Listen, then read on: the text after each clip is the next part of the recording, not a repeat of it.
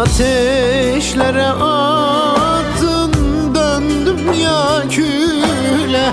Kederler umrumda değil ki bile. Acıya alıştım, vazgelir çile. Kaderle değil ki hesabım senle.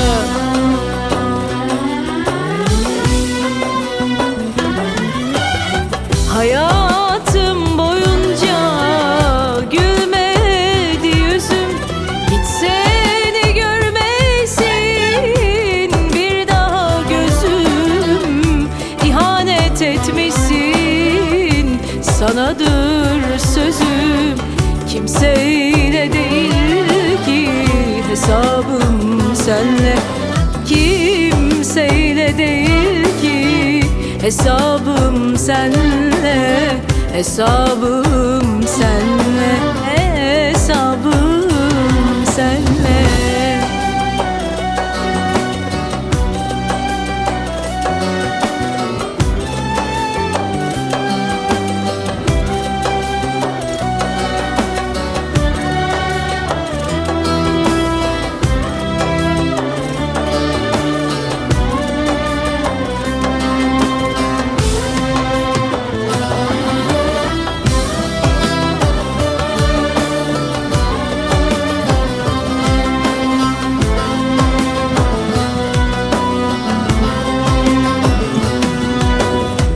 Demiştim kalbimi ateşe asma.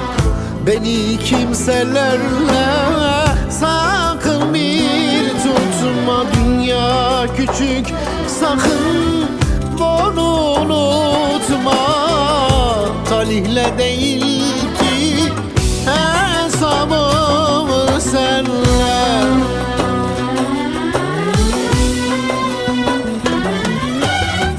Hayatım boyunca gülmedi yüzüm, hiç seni görmesin bir daha gözüm.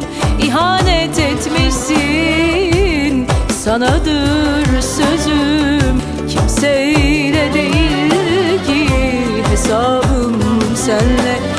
Kimseyle değil ki hesabım senle, hesabım senle, hesabım senle.